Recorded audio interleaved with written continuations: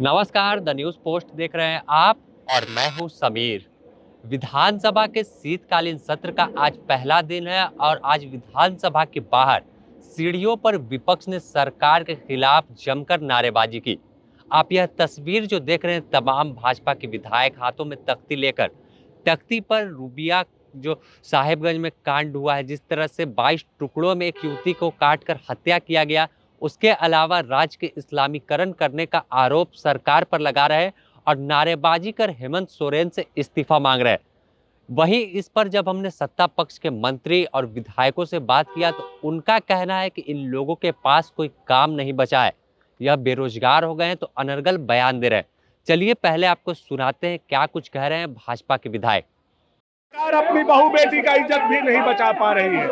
आज श्रद्धा से भी क्रूर हत्या हमारे साहेबगंज में पहाड़िया के बेटी के साथ हुआ और यह निकम्मी सरकार, जहां से मुख्यमंत्री विधायक हैं, अभी तक अपना जबान भी खोलने का काम नहीं किया। हम लोग चाहते हैं यह सरकार बर्खास्त हो, धारा 356 लगे और मुख्यमंत्री या तो अगर जरा सा भी नैतिकता है तो इस्तीफा दे करके चुनाव की तरफ चले। प्रदेश का चेंज हो रहा है। साहेबगंज, गोड्डा, पाकुड़, जामताड़ा, कई ऐसे जिला है जहां का डेमोग्राफी आज चेंज हो रहा है और कहीं न कहीं सरकार के समर्थन में चेंज हो रहा है। बांग्लादेशी के घुसपैठियों के चलते चेंज हो रहा है। और सरकार के विरोध में अगर कोई आवाज़ उठाते हैं तो फिर उस आवाज़ को दबाने के लिए उनको तरह तरह के फंसाना, जेल में डालना, मात्र इसी काम में लगे हैं। और इस कारण से इस राज्य में अपराधी बेखौफ होकर के अपराध कर रहे हैं। और संथाल परगना की जहाँ तक सवाल है तो मैं कहूँगा कि आपने थोड़ी देर पहले देखा दुमका के वहाँ भी एक राजमिस्त्री के पास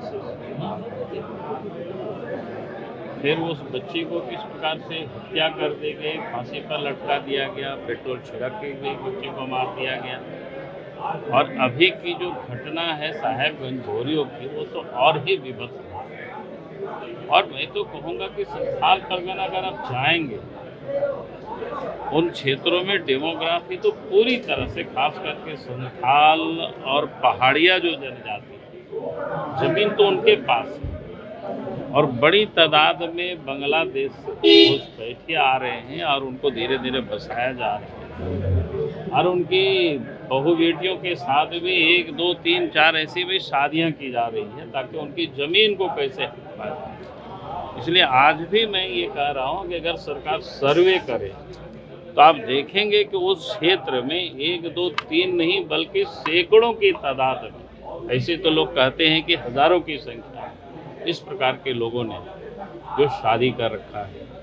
यानी एक प्रकार से पहाड़ियों के ऊपर प्रिमिटिव जो ट्राइब्स है और संथाल के ऊपर आने वाला कल में एक बड़ी संकट आते हुए दिखाई पड़ रही है। और राज्य की जो हेमंत सोरेन की सरकार उन संकटों से लोगों को निजात दिलाने के बदले उन अपराधियों को, उन घुसपैठियों को ही बसाने का वो काम कर रहे हैं, उनको प्रोत्साहित कर काम कर रहे हैं। और सजा दे दे। सजा देखिए, हम लोग ऐसे कुकृत्य के लिए फांसी से भी बड़ी सजा हो तो उसकी मांग करते हैं। वो कहते हैं क्या, हम कहते हैं कि फांसी से भी बड़ी सजा। वैसे विकृत मानसिकता के लोगों के लिए इस समाज में, इस दुनिया में, इस देश में किसी तरह का कोई स्थान नहीं है। उससे भी बड़ी सजा की हम मांग करते हैं। मांग हो रही है कि सरकार ने कोई कठोर कानून बनाए राज्य के अंदर। किस तरह का? बांग्लादेश से घुसपैठ हो रहा है। दल के विधायक, महिला विधायक कह रहे हैं कि कठोर कानून बने कि आगे इस तरह की पुनरावृत्ति वो न हो। कहाँ से आए थे? आपके श्रद्धा के हत्यारे कहाँ से आए थे? चिन्मयानंद का मामला भी इनसे पूछना चाहिए।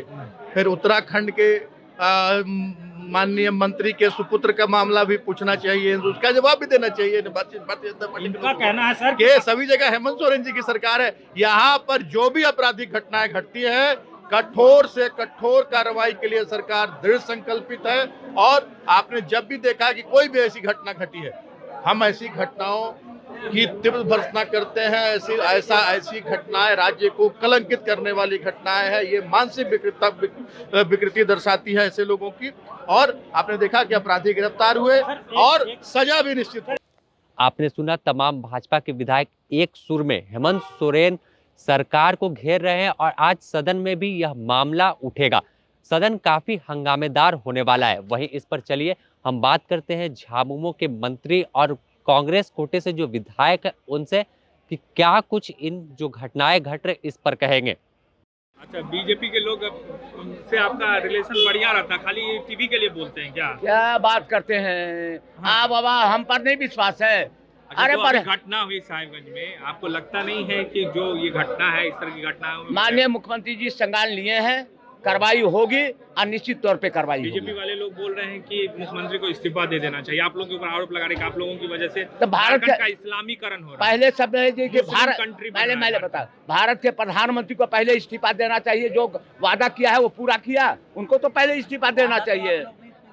अरे कर नहीं रहे कैसे? अभी तो नियोजन रद्द हो गया, तो फिर हम लोग उसका कानूनी सलाह ले रहे हैं यार। क्यों चिंता करते हो? सबको नौकरी दिलवा देंगे।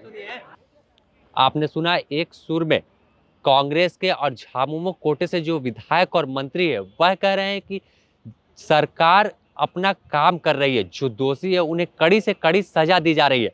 उन्होंने भाजपा पर ही सवाल उठाया कि जो दिल्ली में श्रद्धा कांड हुआ था वहां गद्दी पर बैठा हुआ कौन था, उनसे भाजपा के लोग इस्तीफा क्यों नहीं मांग रहे। फिलहाल द न्यूज़ पोस्ट आपको झारखंड के शीतकालीन सत्र की तमाम हर छोटी बड़ी अपडेट से रूबरू कराता रहेगा। बने रहें द न्यूज़ पोस्ट के साथ। नमस्कार।